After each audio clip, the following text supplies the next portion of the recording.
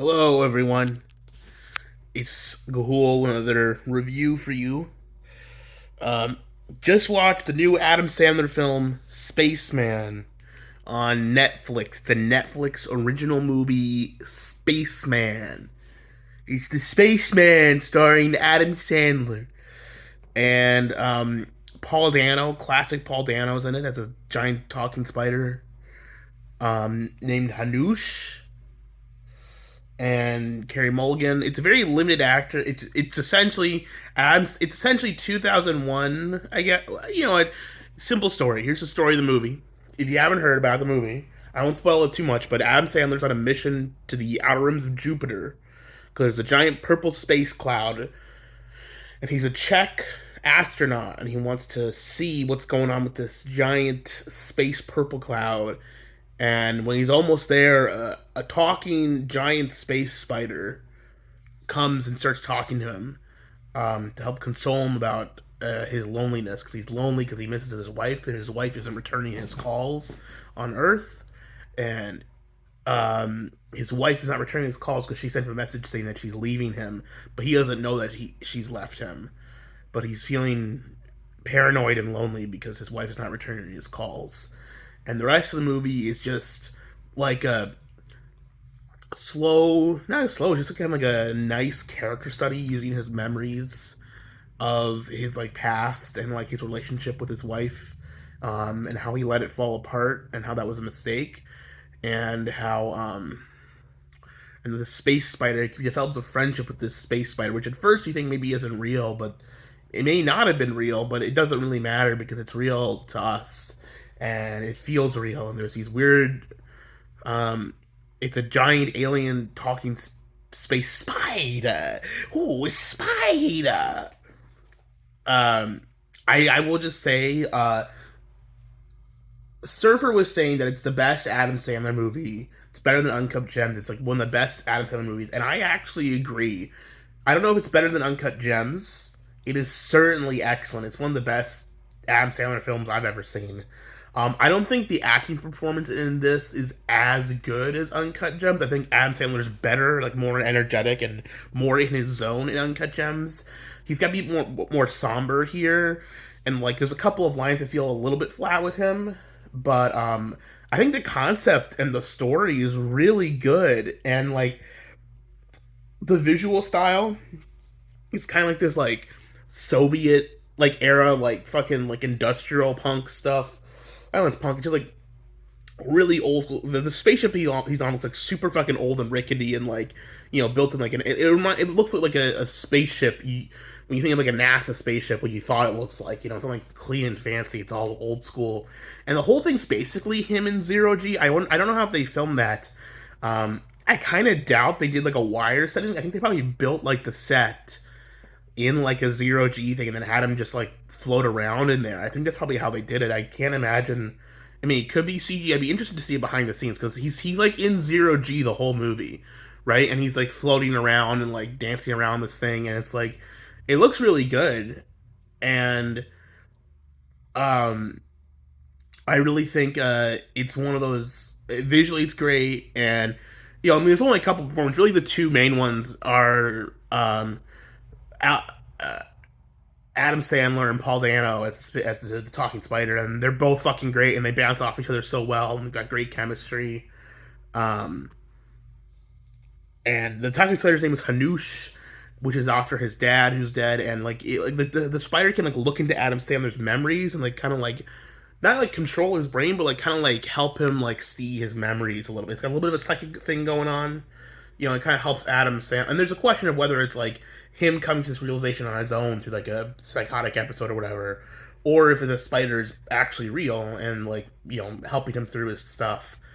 Um, and Surfer was saying it's the best since Uncut Gems, and maybe it's better than Uncut Gems. And I think as a movie overall, it's a little bit better because I thought Uncut Gems was actually the pacing in that movie is great. I love Uncut Gems. It's just the script isn't my absolute favorite. I think I'm a bigger fan of Good Time. I think Good Time's a slightly better movie, but Adam Sandler elevates that movie. That's why I don't always like when people say, "Oh, well, that's not really an Adam Sandler movie." Yes, it is an Uncut Gems is an Adam Sandler movie because he makes that movie so much better by being in it. Right? If there was a different actor for that role, it wouldn't work as well. You know, um, or and like Good Time is also a Robert Pattinson movie too in a lot of ways, but that's just I think that's like the scripting of Good Time a little bit better. I think there's a lot more fun moments in it, but anyways, back away from Uncut Gems, this is like Adam Sandler or whatever. But I really, really like this movie. I don't want to go too much into spoilers on it. I really want to recommend this to everyone. I think it might be one of the best movies of the year. Uh, it's very fun. It's on digital on Netflix. I'm sure there's a way for you to pirate it if you want to, um, or just if you have Netflix, if you have your parents' Netflix, just watch it that way. I really go out of your way to watch this one, guys. It's that good. It's really excellent film. It's smart. It's simple. It's to the point. It's not super long. I've kind of come down on Dune since I watched it. After thinking it over a couple of days, I'm kind of not liking it as much. I think I'm dropping my appreciation of the new Dune quite a bit down. I still like part one a lot. Part two, though, I mean, just thinking about it later, it's not really. I'm not going to do another review of it. I'll stand by what I said at the time because I was tired. But this is like a very like opposite movie to that, where it's not bombastic and large. It's just like a simple, nice movie that looks gorgeous. Got a nice, simple, soothing soundtrack. It's very piano. It's very nice though. Um, it's got a cool look. It's got a great performances. And it just hits you. It's really emotional. It's really human. It really the story is really like it just hits you right here, and it feels good.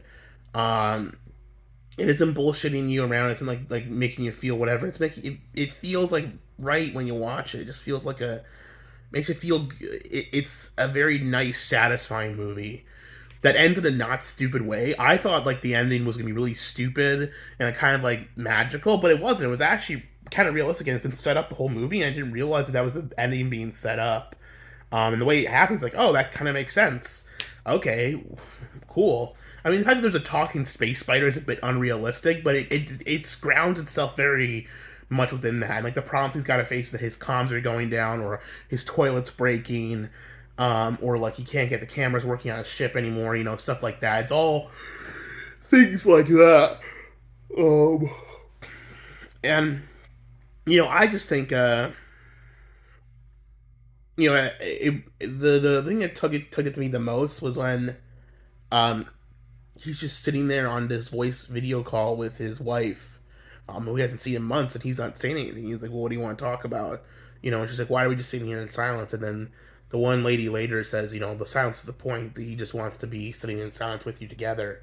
And it's like he can't communicate why he needs to be with his wife so much, and even being this apart physically, um, just having that connection, even if you aren't saying anything, is still enough, and it's something, right?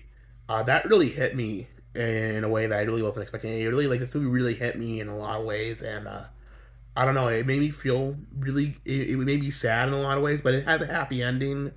Um, I will say overall, I mean, a mostly happy ending. I don't know. We don't know for sure what's going to happen, but it's a sci-fi journey into beyond the unknown. That's really a human love story at its heart, and you really can't ask. I mean, you can say what you want, but it's for like a weird esoteric movie about a giant space. It's not esoteric at all. For a weird movie about a giant space spider, it's pretty fucking human and grounded. And it makes sense. I think this is a movie you should seek out. Your dad might like it, your mom might like it, and I think you will like it. So go watch Spaceman. It's a good one. Adam Sandler delivering the keynote yet again. We doubt when the gods of cinema hand us trash, we must ask, where's our savior? And Adam Sandler's here delivering you the keynote every time, and you're like, man, I reject it. I can't handle it, but it's just that good, boys. It's just that good. Go watch Spaceman with Adam Sandler. A winner. It's not a goofy comedy movie, by the way. I mean, there's some funny moments. I mean, he's kind of silly with the giant space spider. I didn't like, but it wasn't a comedy. It's a serious like drama movie. It's a good fucking movie. Whoever thought that, I think it was based on a book or something. Um, maybe go check out the book too. It's quality, man. Someone made a good fucking movie. It's a real movie. It feels like something I will probably like watch again. Like, it's something I'm gonna think of. It's not something I'm just. It's not something. Whenever you're watching a streaming movie, it feels like disposable crap that won't like stick with you. It's just like cheap slop. It's entertains me for a couple minutes, but I'll forget about it the next day. I think I'm gonna be thinking about this movie for a long time to come. It says a lot of good things. Man, Paul Dano as that fucking space spider is, whew. And that one lady from Blue Velvet's in it too. I forget her name, but there's a lady from Blue Velvet in it too, like weird looking lady. She's the space dude. Um, Indian guys, mission control, whatever. But uh, not many actors. Carey Mulligan is really good. You kind of start off pissed at her because she's like leaving her husband while he's up in space. It's kind of like that's really shitty, and I kind of always feel like that. But then as you kind of understand, like it's not that he's up in space; it's that he's gone to space to run away from the world because he wants to flee his past, and he's not confronting it. And he's like he's like abandoning his wife in a lot of ways by to go do this. Um, and he has to realize that, and that journey of realization is really good, man. It's just go seek it out, give it a chance. It's got my highest recommendation. I'm gonna give this one a nine, a 4 point. I'm gonna give it 5 stars. We're giving it a 5 out of 5 stars on the whatever the people on the scale want to say. I don't know if it's a full 10 out of 10. I gave it like a. It's almost perfect. I don't know if it's perfect, but you know what? 4.5. How about that? 4.5 out of 5. Maybe 4 3/4. If we do 4 3/4, that sound good. Like a 9 out of 10 or a 9.5 out of 10. It's really great. Um, I know I'm so high on these movies lately. Maybe I just have really bad taste. But let me know in the comments if I have really bad taste, and let me know what you thought of Spaceman if you've watched it, but only if you've watched Spaceman. And tell me what to review next down below. What should I review next? Let me know. Thanks.